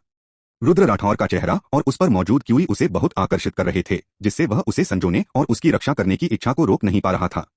यह समझ से परे था। उसने अचानक अपना सिर हिलाया, अपने मन से इन विचारों को दूर करना चाहता था, लेकिन पाया कि वह ऐसा कर ही नहीं सकता। दिलचस्प, इस तरह रुद्र राठौर में उसकी रुचि और भी बढ़ गई। आओ तुम्हारी योग्यता फिर से परखते हैं। उसने हाथ बढ़ाया और योग्यता परखने वाला पत्थर अचानक प्रकट हो गया। रुद्र राठौर ने अपने हाथ की अंगूठी को घूरा, यह अनुमान लगाते हुए कि यह पौराणिक संग्रहण जादुई खजाना हो सकता है। उसने पत्थर ले लिया। सबकी निगाहों के सामने रुद्र राठौर ने उस पर अपनी हथेली रख दी। फिर वही दृश्य हुआ। कोई रहस्य नहीं था। उत्तर अभी भी 9वें क्षेत्र का दाव था। लियूशुन की आंखें चमक उठीं। उसने अपने बगल में बैठे अपने भरोसेमंद माथत को देखा, फिर ली युआन की तरफ देखा। इस मामले को पूरी गोपनीयता के साथ रखा जाना चाहिए। अगर बाहर वालों को पता चल गया तो मैं बाहर वालों को नहीं, सिर्फ तुम दोनों को मार डालूंगा। ली युआन उस नगर दानव रक्षक को जो खबर जानता है, तुम खुद उससे निपटो। लियूशुन ने भौहें चढ़ाई, उसका स्वर गंभीर था। हम झेनगुओ को निराश नहीं करेंगे। ली युआन ने अपना सिर नीचे किया, बेहद गंभीरता से बोला। जिस नगर दानव रक्षक की बात लियूशुन कर रहा था वह दुकानदार था। ऐसा लग रहा था कि झेनगुओ का गुफान का उसकी कल्पना से कहीं ज्यादा ऊंचा था। उसने मन ही मन सोचा, पहले तुम दोनों अपना काम करो, मैं उससे बात करता हूं। लियूशुन ने हाथ हिलाया, रुद्र राठौर के कपड़े पकड़े और आंगन के अंदर की ओर चल दिया। प्रवेश द्वार पर शानचुआन प्रांत के झेनफुशी ने अपनी भौहें उठाई। लगता है झेन गो इस आदमी की बहुत ज्यादा परवाह करता है। ली युआन ने भी सिर हिलाया। आखिरकार वह एक जीनियस है। लियू शुन की प्रतिक्रिया सचमुच थोड़ी तीखी थी। तो चलो चलो, गोपनीयता का ध्यान रखना। अगर यह बात सचमुच बाहर निकल गई तो हम जरूर इसकी सजा भुगतेंगे। दोनों ने आह भरी। उनका झेन गो एक निर्दयी आदमी था, एक निर्दयी व्यक्ति से भी ज्यादा निर्दयी। आंगन में रुद्र राठौर और लियू शुन साथ साथ चल रहे थे। तुम अच्छे लग रहे हो, मुझे तुम काफी पसंद हो, लियू शुन ने कहा। रुद्र राठौर मुस्कुराया। माफ करना, मुझे औरतें पसंद हैं, उसने मजाक किया। सांपों के प्रति उसका लगाव बढ़ गया था, लेकिन वह अपने चरम पर नहीं पहुंचा था, इसलिए उसे नहीं पता था कि यह झेन गो कहां तक जाएगा। उसे अभी इंतजार करना था और देखना था। तुम बदमाश, तुम्हें सच में बातें करनी आती हैं, लियू शुन भी हंसा। माहौल सुकून था। दोनों खाने की मेज पर पहुंचे। लियू शुन ने आह भरी। तुम्हारी योग्यता सचमुच स्वर्ग विरोधी है। अच्छा हुआ कि मैं आज इसकी पुष्टि करने आया और सिर्फ अपने भरोसेमंद अधीनस्थों को ही लाया। अगर कोई और होता तो तुम्हारा जीवन का उत्तरार्ध कष्टमय होता, उसने भावुक होकर कहा। रुद्र राठौर ने आंखें सिकोड़ ली। झेन गो, तुम्हारा क्या मतलब है? लियू शुन पास की सीढ़ियों पर मुस्कुराते हुए बैठा। दानव दमन विभाग का अस्तित्व अच्छी बात है, यह सार्थक है, लेकिन दानव दमन विभाग का प्रबंधन करने वाले लोग सार्थक नहीं हैं।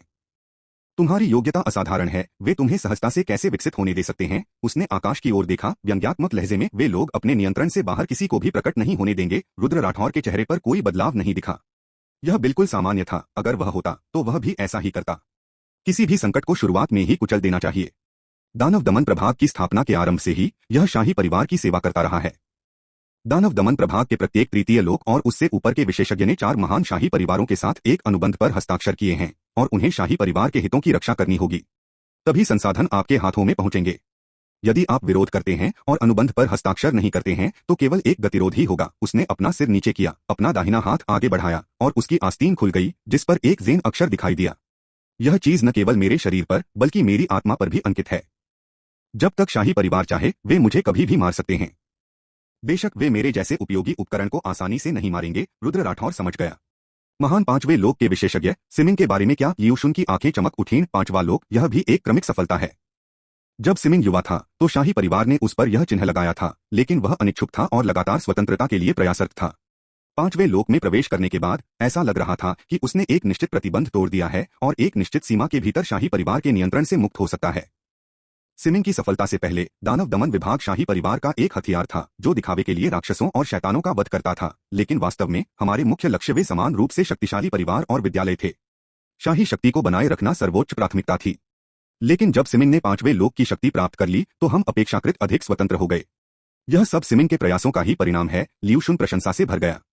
रुद्र राठौर विचारमग्न था। ऐसा लग रहा था कि शाही परिवार के प्रतिबंध बहुत कड़े नहीं थे। झेन गो, मैं दानव दमन विभाग के संसाधनों से धीरे धीरे साधना करने की आशा करता हूँ। मुझे बस एक साधारण पहचान दे दो, रुद्र राठौर ने कहा। अरे बदमाश, वरना तुम्हें क्या लगता है मैंने उन्हें इसे राज रखने के लिए क्यों कहा था? लियू शुन ने उसकी तरफ आंखें घुमाई। जितना ज्यादा वह इस लड़के के साथ बिताता उतना ही वह उसके बारे में सोचने से खुद को रोक नहीं पाता था। वह नहीं चाहता था कि उसे कोई नुकसान हो। धन्यवाद महोदय, रुद्र राठौर ने विनम्रता से उसे प्रणाम किया। अफसोस, मैं अब 400 साल से ज्यादा का हो गया हूँ और तुम सिर्फ 15 साल के हो। मुझे अपने दादा के रूप में पहचानोगे तो कैसा रहेगा? लियू शुन अचानक बोला। रुद्र राठौर एक पल के लिए स्तब्ध रह गया। दादाजी? हाँ, बस मजाक कर रहा था और तुमने इसे गंभीरता से ले लिया। उसके हाव भाव देखकर लियू शुन के दिल में भावनाओं का उफान आया। जोर से सिर हिलाते हुए वह खड़ा हो गया। अब से महान झो देश के दानव दमन विभाग के सभी संसाधन तुम्हारे नियंत्रण में हैं। मैं तुम्हारी सहायता के लिए एक सहायक ढूंढ लूंगा और तुम्हें वफादारी की चिंता करने की जरूरत नहीं है। इसके अलावा मैं तुम्हें छुपाने में मदद करूंगा और शाही परिवार को तुम्हारे अस्तित्व को नजरअंदाज करने से रोकूंगा। इसके अलावा तुम जिस दुष्ट रक्तमांस गुप्त विधि की साधना कर रहे हो वह बहुत हानिकारक है। मैं तुम्हें सलाह देता हूं कि इसे जल्दी से त्याग दो और एक नया रास्ता अपनाओ। उसने रुद्र राठौर की रक्तमांस गुप्त विधि देखी। मैं समझता हूं, तुम्हारी मदद के लिए धन्यवाद। जब मैं अपनी साधना में सफल हो जाऊंगा तो मैं तुम्हें तुम्हारे बंधनों से मुक्त होने में मदद करूंगा, रुद्र राठौर ने बहुत गंभीरता से कहा। हालांकि लियू शुन अपने साप प्रेम के कारण उसके साथ बहुत अच्छा व्यवहार करता था, फिर भी उसे हमेशा लगता था कि कुछ ठीक नहीं है। अगर वह दूसरे पक्ष को कुछ नहीं देता तो उसे असहजता महसूस होती। ठीक है, मैं पहले वापस जाऊंगा। मैंने तुम्हारे चाचा चाची के बारे में सब कुछ जांच पड़ताल कर लिया है। कोई तुम्हें बाद में विस्तृत जानकारी भेज देगा। वे इस समय जिन प्रांत की जेल में बंद हैं, उसकी यह बात सुनकर लियू शुन और भी खुश हो गया। रुद्र राठौर ने पीछे से पूछा, उफ, क्या अब भी कोई स्टोरेज रिंग है? मुझे एक दे दो। यह सुनकर लियू शुन ने बड़े अफसोस के साथ कहा, तुम शायद किसी स्थानिक दांव कलाकृति की बात कर रहे हो, है ना? मैंने इसके बारे में सिर्फ किंवदंतियों में सुना है। आज तक मैंने कोई स्थानिक दाव कलाकृति नहीं देखी। अभी जो देखी है वह बस मेरी दाव शिरा क्षमता थी। सिर हिलाते हुए लियूशुन छोटे से आंगन से बाहर चला गया। 68 जुनून का समाधान करो, क्षमता हासिल करो और लाइन काटो। लियूशुन के उसे बचाने के साथ बाकी काम बहुत आसान हो गए। रुद्र राठौर ने भी राहत की सांस ली। शुक्र है इस लहर को सांपों से लगाव था, वरना इसे संभालना काफी मुश्किल होता। खाने की मेज पर लौटकर वह खाना जारी रखता था। अगली सुबह आंगन के बाहर एक व्यक्ति आया।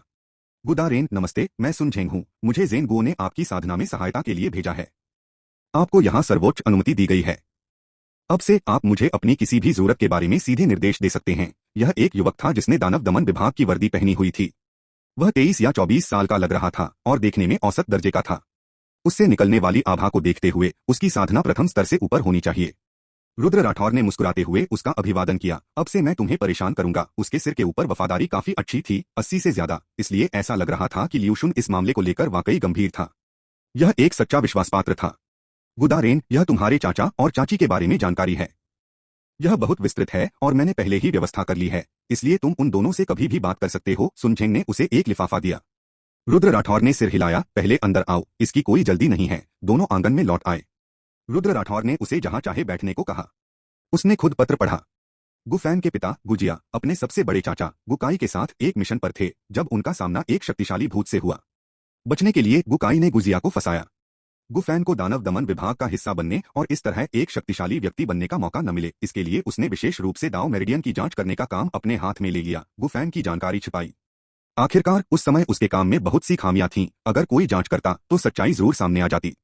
फिर गुकाई और झांगवान ने उसे मारने के लिए लोगों को भेजा। पूरा मामला बहुत सीधा था। रुद्र राठौर को अचानक कुछ याद आया। श्रीमान सुन, मुझे याद है कि मेरे सबसे बड़े चाचा का एक बेटा है। अब वह कैसा है? रुद्र राठौर की अभिव्यक्ति देखकर संझेंग तुरंत उसका अर्थ समझ गए। वह भी जेल में है, आपके निपटान की प्रतीक्षा कर रहा है। यंग मास्टर, अच्छा, उन्हें समस्याओं को शुरुआत में ही खत्म करना पसंद था। वह अपने लिए कोई परेशानी नहीं छोड़ेगा। मिस्टर सन, अब से कृपया मुझे यंग मास्टर कहकर बुलाएं। मुझे डारेन कहना अजीब है। रुद्र राठौर ने हाथ में लिए कागज को चूर्ण किया और मुस्कुराया। हाँ यंग मास्टर, उनका संबोधन सुन रहे हैं। रुद्र राठौर को अचानक जुबैर चौधरी और सीता कुमारी की याद आ गई। लोग हमेशा यादों में क्यों डूबे रहते हैं? यह सचमुच अप्रिय है। वह दोपहर रुद्र राठौर और संझेंग जेल पहुंचे। उसने अपने सबसे बड़े चाचा और चाची को देखा और उनके बगल में एक 20 वर्षीय बड़ा चचेरा भाई गुपिंग था। किसी के द्वारा जेल का दरवाजा खोलने के बाद रुद्र राठौर संझेंग की ओर मुड़े और मुस्कुराए। मिस्टर सन, यह एक निजी मामला है, कृपया क्षमा करें। हाँ यंग मास्टर। संझेंग मुड़ा और चला गया। तुम कौन हो? गुकाई अपनी पत्नी और बच्चे के सामने खड़ा होकर रुद्र राठौर को असमंजस की दृष्टि से देख रहा था। निस्संदेह इस व्यक्ति के कारण उन्हें जेल में डाल दिया गया।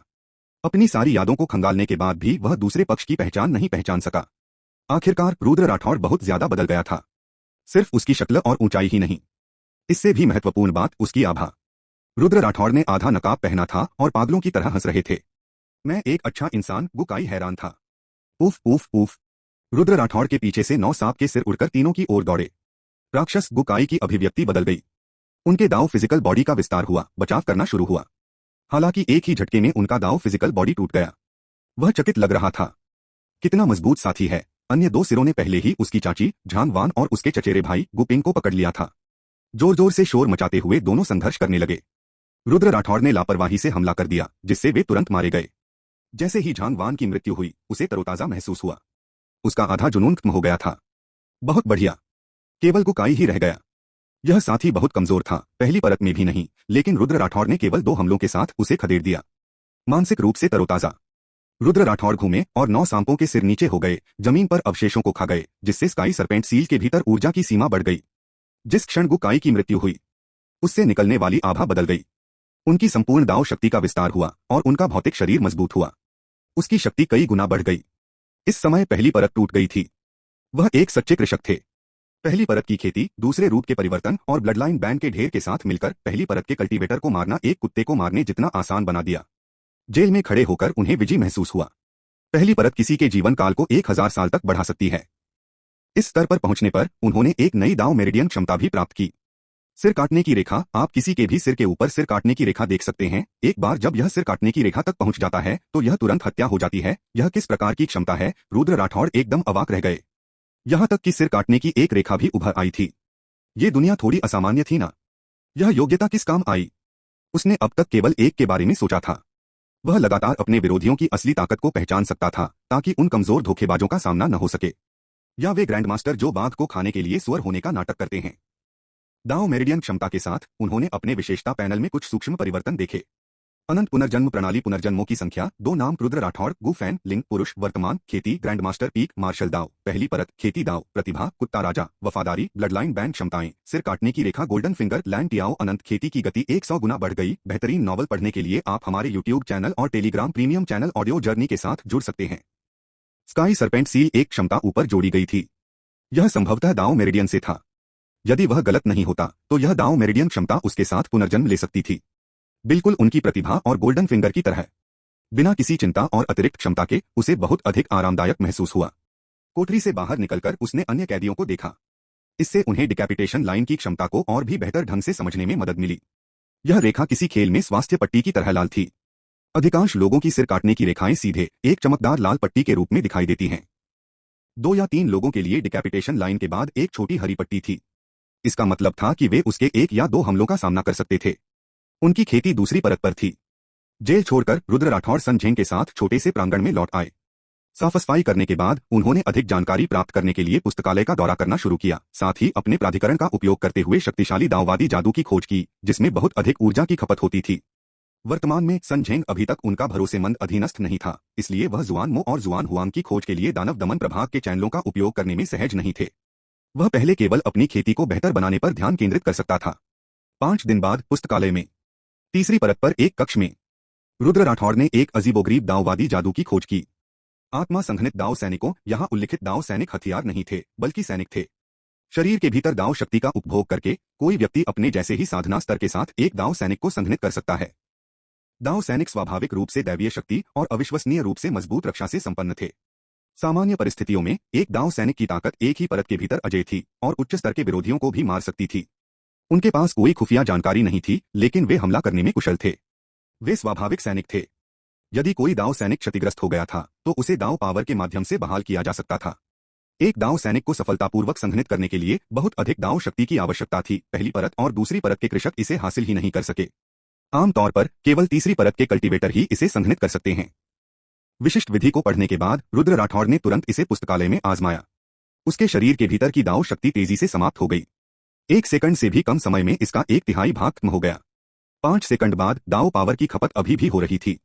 यदि उसकी दाव शक्ति को असीम रूप से पुनः प्राप्त नहीं किया जा सका तो वह बहुत पहले ही खत्म हो गई होती। 5 मिनट बाद रुद्र राठौड़ के शरीर के भीतर की दाव शक्ति ने बदलना बंद कर दिया। 69 तियानले संप्रदाय की गतिविधियां उसके बगल में सफेद कवच पहने और बेजान आंखों वाला एक लंबा सैनिक दिखाई दिया। इस सैनिक की कमर पर तलवार लटकी हुई थी।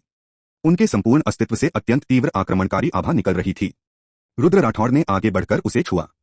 तो यह एक दाव सैनिक है। यह कठिन था, सचमुच अच्छा है। एक विचार के साथ दाव सैनिक शुद्ध दाव शक्ति में परिवर्तित हो गया और नष्ट हो गया। यह चीज शरीर के भीतर संग्रहित की जा सकती है। इसे किसी भी समय जारी किया जा सकता था और दोबारा जारी होने के बाद खपत की गई दाव पावर नगण्य थी। उसने अपना हाथ उठाया और उसकी हथेली पर तलवार का निशान उभर आया। रुद्र राठौड़ ने तुरंत पढ़ाई छोड़ दी। वह छोटे से आंगन में एक खुली जगह पर गया, सन झेंग को पाया और अपनी वर्तमान ताकत का परीक्षण करने का फैसला किया। युवा मास्टर, मैं तैयार हूं। टाउन डेमन गार्ड की वर्दी पहने सन झेंग शांति से उसके सामने खड़ा था। रुद्र राठौड़ ने सिर हिलाया। दाव सैनिक तुरंत प्रकट हुआ। लंबी तलवार खींची गई और उसने सीधे सन झेंग पर हमला किया। बजती है, बजती है, बजती है। टकराने वाली आवाजों की एक श्रृंखला गूंज उठी। सन झेंग के हाथ में दाव पावर की एक लंबी तलवार दिखाई दी और उसने दाव सैनिक के साथ मारपीट की। मिस्टर सन, बाहर जाओ। रुद्र राठौड़ ने कुछ देर तक देखा, फिर सीधे दाव सैनिक को अपनी पूरी शक्ति का उपयोग करने को कहा। एक काली लंबी तलवार आसमान से उतरी। सन झेंग की अभिव्यक्ति बदल गई। इतनी शक्तिशाली ताकत। वह कई युद्धों में भाग ले चुका था और उसके पास युद्ध का समृद्ध अनुभव था, लेकिन उसने कभी भी दाव सैनिक जैसे अस्तित्व का सामना नहीं किया था। वह केवल सहज रूप से ही लड़ सकता था। उसने अपने शरीर को झुकाया, काली तलवार के उतरने के पथ को चकमा दिया, फिर अपनी तलवार से दाव सैनिक की कमर पर हमला कर दिया। यह उसकी 90% ताकत थी। गड़गड़ाहट की एक और श्रृंखला। दाव सैनिक सुरक्षित था, उसके शरीर पर एक भी निशान नहीं था। उसकी काली तलवार चूक गई, लेकिन शक्तिशाली झटके ने फिर भी सन झेंग को उड़ने पर मजबूर कर दिया, जिससे उसके मुंह से खून निकलने लगा। रुद्र राठौड़ ने उनकी मदद की। मिस्टर सन, क्या आप ठीक हैं? यह लड़का वास्तव में एक उच्च स्तरीय दूसरा क्षेत्र है। वह इतना कमजोर क्यों है? रुद्र राठौड़ ने मन ही मन सोचा। युवा मास्टर, दाव सैनिक स्वाभाविक रूप से शक्तिशाली हैं। चूंकि आप एक दाव सैनिक को पहले क्षेत्र में सीमित कर सकते हैं, इसका मतलब है कि आप तीसरे क्षेत्र से पहले अजेय हैं। तीसरे क्षेत्र के नीचे यदि कोई दाव कलाकृतियों का उपयोग नहीं किया जाता है तो कोई भी आपका प्रतिद्वंद्वी नहीं है। सन झेंग कुछ असहाय होकर कहते हुए उठ खड़ा हुआ। दाव कलाकृतियां स्वर्ग और पृथ्वी के बीच अनगिनत वर्षों और अनगिनत दाव शक्ति के उलटफेर से बनी जादुई खजाना है। वे कई प्रकार और रूपों में आते हैं। रुद्र राठौड़ के पास पहले जैसा दर्पण था, यह भी एक दाव कलाकृति थी। मैं समझ गया, आपकी परेशानी के लिए धन्यवाद। रुद्र राठौड़ ने सूखी हंसी उड़ाई। वह महसूस कर सकता था कि सन झेंग अभी भी पीछे हट रहा था, लेकिन भले ही वह सचमुच मौत से लड़ता, वह निश्चित रूप से दाव सोल्जर का मुकाबला नहीं कर पाता। मिस्टर सन, आइए मेरे अन्य तरीकों को आजमाए। ठीक है। रुद्र राठौड़ ने दाव सैनिक को हटा दिया और कुछ आशा के साथ पूछा। ठीक है। सन झेंग की अभिव्यक्ति थोड़ी अजीब थी। यह लड़का, कोई केवल यह कह सकता है कि वह ज़ेन गो द्वारा मूल्यवान प्रतिभा के रूप में अपनी प्रतिष्ठा पर खरा उतरा। वह कितने दिनों से खेती कर रहा था और वह पहले से ही दूसरे क्षेत्र के किसानों को कुत्तों की तरह मार सकता था। विपरीत, रुद्र राठौड़ के हाथ में अचानक एक सफेद सांप आ गया। सफेद सांप सामान्य आकार का था, केवल 1.3 मीटर लंबा था। जाओ लिटिल व्हाइट अपनी 1% शक्ति के साथ किस हद तक हासिल कर सकता था। लिटिल व्हाइट एक पतली रेखा में बदल गया और उड़ गया। सिर्फ उसकी परछाई ही नजर आ रही थी। निकट आने पर लिटिल व्हाइट का शरीर मुड़ गया और उसकी पूंछ एक चाबुक में बदल गई जो सन झेंग की ओर बढ़ गई। शक्ति अच्छी है, लेकिन दूसरे क्षेत्र की तुलना में अभी भी एक अंतर है। इस बार सुन झेंग अधिक सहज थे। वह आसानी से चकमा देते हुए एक कदम पीछे हट गया। TFFT। जमीन पर कोड़े का एक लंबा पतला निशान रह गया। लिटिल व्हाइट ने बार बार हमला किया, लेकिन सन झेंग ने उन सभी को चकमा दे दिया। रुद्र राठौड़ ने बगल से देखा, उसे समझ आ गया। अपनी 1% शक्ति के साथ लिटिल व्हाइट प्रथम क्षेत्र में प्रतिस्पर्धा कर सकता था। थोड़ा कमजोर होते हुए भी उनकी संख्या बहुत अधिक थी। मात्रा अनंत थी। यदि संख्या बढ़ती है तो उन्हें दूसरे क्षेत्र के किसानों को भी मारने में सक्षम होना चाहिए। कुछ देर तक लड़ने के बाद उसे लिटिल व्हाइट की याद आई। आपकी कड़ी मेहनत के लिए धन्यवाद मिस्टर सन। रुद्र राठौड़ ने उन्हें प्रणाम किया। उसे अभी भी तालमेल बनाना जारी रखना था, उसे जीतने का प्रयास करना था। सन झेंग ने अपना हाथ लहराया। ज़ेन गो ने विशेष रूप से मुझसे यंग मास्टर की सहायता करने के लिए कहा, इसलिए यह बिल्कुल सही है। बातचीत के इस दौर में उनकी वफादारी पहले ही 88 तक पहुंच चुकी थी, मुख्यतः क्योंकि वह रुद्र राठौड़ के भविष्य को लेकर बहुत आशावादी थे। ऐसी प्रतिभा, जब तक वह मर नहीं जाता, भविष्य में एक बड़ा शॉट होता। पहले से अच्छा रिश्ता बनाने से उसे फायदा ही होगा, नुकसान नहीं। खेती कक्ष। रुद्र राठौड़ ने एक सांप के सिर को बुलाया और कुछ देर तक उसे ध्यान से देखा। प्रथम क्षेत्र में सफलता के बाद सांप का सिर लंबा हो गया था, 5 मीटर तक पहुंच गया था और उसका सिर भी बड़ा हो गया था और अधिक क्रूर लग रहा था। वर्तमान में उसने जो सांप के निशान की ऊर्जा जमा की थी, वह आसानी से खरोंच, टूटी हुई चोटों और मर्मज्ञ घावों को ठीक कर सकती थी, लेकिन यदि क्षेत्र बहुत बड़ा था तो यह तुरंत ठीक नहीं हो सकता था। उसे ऊर्जा पुनःपूर्ति के लिए इंतजार करना होगा और इसे टुकड़े टुकड़े करके पुनर्प्राप्त करना होगा। युद्ध के दौरान यह अभी भी काफी प्रभावशाली था। रुद्र राठौड़ ने चाय की चुस्की ली, पीछे की ओर झुका और अचानक एक हरा सांप सामने आ गया। उसका सिर हरे सांप के शरीर पर टिका हुआ था। यह गर्मियों में बहुत आरामदायक है। अपने सिर के नीचे ठंडक महसूस करते हुए रुद्र राठौड़ ने खुशी से सोचा। तियानले संप्रदाय। एक घुमावदार पर्वत श्रृंखला। इमारतों का एक छोटा सा समूह एक पहाड़ की चोटी पर स्थित था। विचार विमर्श हॉल। कुल 8 प्रथम क्षेत्र विशेषज्ञ एक साथ एकत्र हुए। संप्रदाय के मास्टर लेई शेंग एक ढीला नीला वस्त्र पहने हुए ठंडे स्वर में बोले, ज़ियोकाओ और ज़ियोहुआ मर चुके हैं। आप सभी को क्या लगता है कि हमें क्या करना चाहिए? उसने अपने सामने लोगों की ओर देखा। वे सभी तियानले संप्रदाय के विशेषज्ञ, उनके वरिष्ठ भाई मास्टर, वरिष्ठ मार्शल अंकल थे। स्वाभाविक रूप से हम हत्यारे को ढूंढते हैं और उनका बदला लेते हैं, एक निम्नस्तरीय प्रथम क्षेत्र कृषक ने कहा। लेई शेंग ने अपना हाथ नीचे पटका और उसकी हथेली से बिजली की धारियां चमक उठी। इस पूरे समय तियानले संप्रदाय और खेती की दुनिया ने खुद को सीमित रखा है, दिन भर पहाड़ों में खेती करते रहे। फिर भी हम प्रभावित हुए हैं। अगर हम कुछ नहीं करते हैं तो वे बेकार लोग वास्तव में सोचेंगे कि मेरा तियानले संप्रदाय एक नरम खुरमा है। उसकी भौहें तन गईं। जूनियर ब्रदर वू, कुछ लोगों को दानव दमन प्रभाग में ले जाएं जहां ज़ियोहुआ और ज़ियोकाओ की मृत्यु हो गई। उनसे कहें कि उन्हें मेरे तियानले संप्रदाय के हत्यारे को ढूंढना होगा। चिंता मत करो, वे मदद करेंगे, उसने अपने बगल में एक युवक से कहा। युवक चौंका। वरिष्ठ भाई, दानव दमन प्रभाग शक्तिशाली है। क्या वे हमें गंभीरता से लेंगे? लेई शेंग मुस्कुराए। फ्रस्टरियलम के अन्य पुराने विशेषज्ञ भी मुस्कुराए। आप अभी पहले दायरे में आए हैं और अभी तक मेरे तियानले संप्रदाय के रहस्यों को नहीं समझते हैं। आज मैं आपको एक बताऊंगा। मेरे तियानले संप्रदाय के ऊपर फेंग हुओ लेई संप्रदाय नामक एक मुख्य संप्रदाय है। उनके पास दानव दमन प्रभाग को चुनौती देने की योग्यता है। कनिष्ठ भाई स्तब्ध रह गया। फेंग हुओ लेई संप्रदाय। यह ग्रेट झो देश की खेती की दुनिया में सबसे बड़े संप्रदायों में से एक था, मुख्य रूप से बिजली दांव की खेती। इसके सबसे मजबूत सदस्य तीसरे दायरे में थे और यह अफवाह थी कि फेंग हुओ लेई संप्रदाय के चौथे दायरे के ग्रैंड एल्डर अभी भी जीवित थे। समझ गया, चूंकि यह संबंध था, इसलिए उसे अब कोई डर नहीं था। चाहे कुछ भी हो, उनका तियानलेई संप्रदाय दाईं ओर था।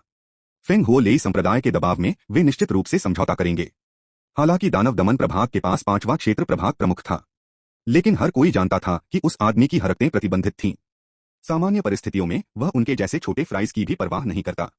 वह तुरंत जिन प्रीफेक्चर की दिशा में चल पड़ा। 71 वर्ष हाल ही में रुद्र राठौड़ लगन से खेती कर रहे थे।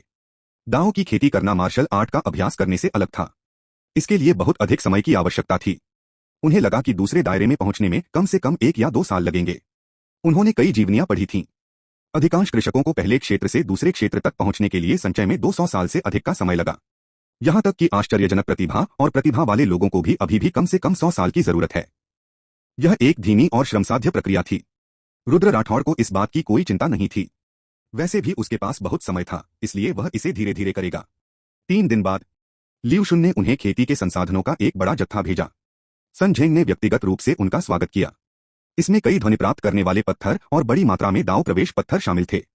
दाव एंट्री स्टोन्स ऐसी वस्तुएं थीं जो किसी के दिमाग को तुरंत साफ कर सकती थीं और उन्हें साधना की स्थिति में प्रवेश करने में मदद कर सकती थीं। वे आम लोगों के लिए उपयोगी थे, लेकिन रुद्र राठौड़ के लिए वे पूरी तरह से बेकार थे। उनकी समझने की क्षमता 666 थी। वह तुरंत राज्य में प्रवेश कर सकता था।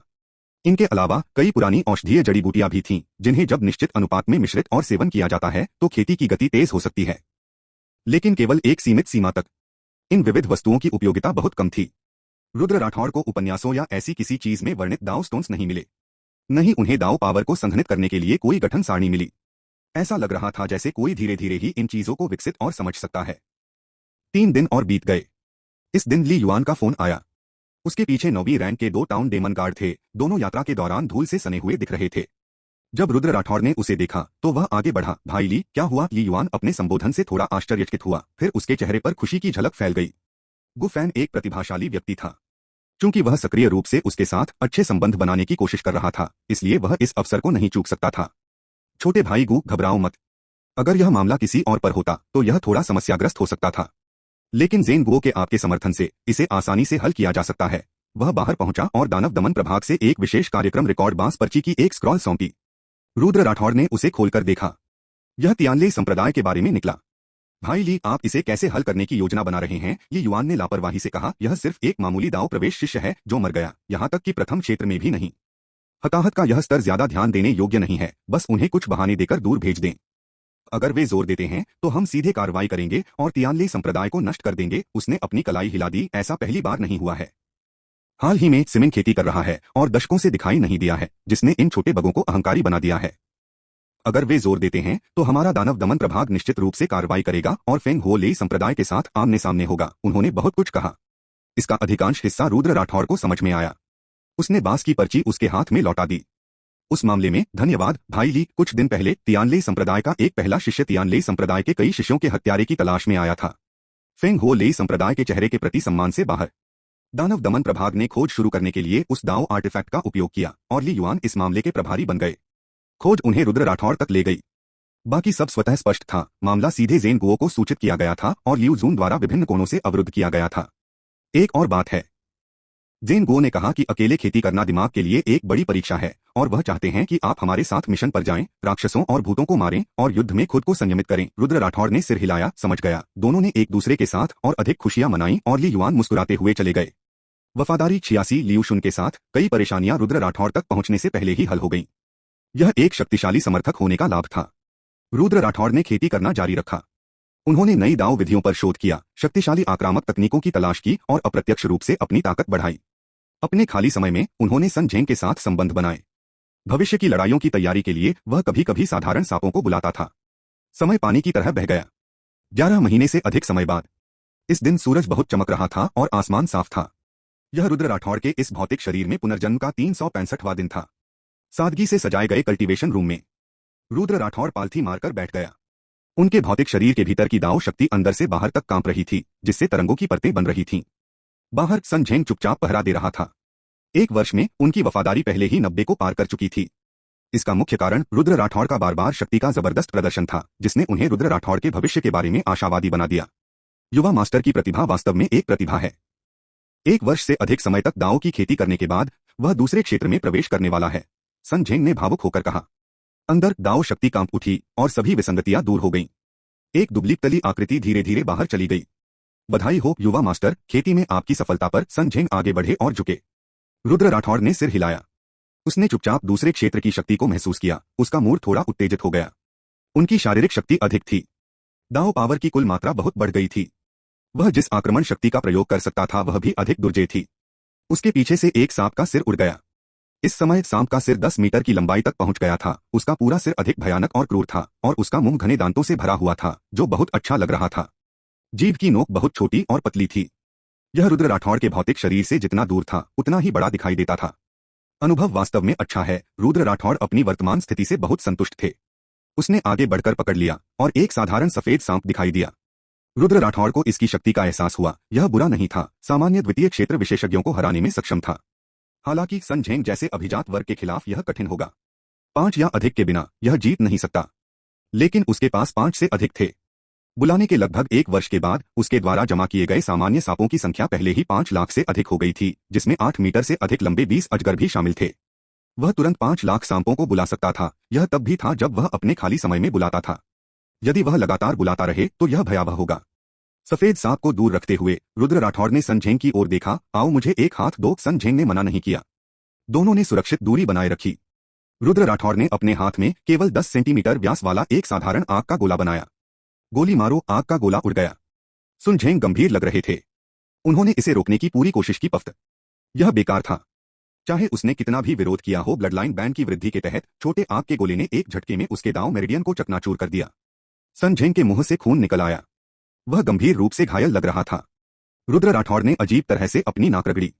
उसने एक कदम उठाया और सन झेंग के सामने पहुंचा। अपना हाथ उसकी छाती पर रखते हुए कहा, मुझ पर विश्वास करो, यह एक दुर्घटना थी। उनके भौतिक शरीर के अंदर उनकी मानसिक ऊर्जा तेजी से समाप्त हो गई, एक शुद्ध शक्ति में परिवर्तित हो गई जो सन झेंग के दांव मेरिडियन में बढ़ गई।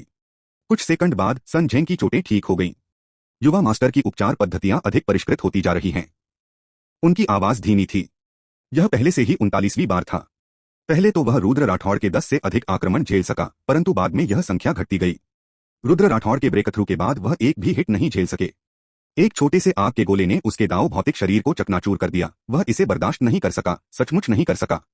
रुद्र राठौड़ हंसे। यह एक अपरंपरागत तरीका था जो उन्होंने पाया था, जो मानसिक ऊर्जा को उपभोग करके उपचारात्मक दांव पावर में बदल सकता था। प्रभाव बुरा नहीं था। जितनी अधिक मानसिक ऊर्जा की खपत होगी, स्वयं पर प्रभाव उतना ही अधिक होगा।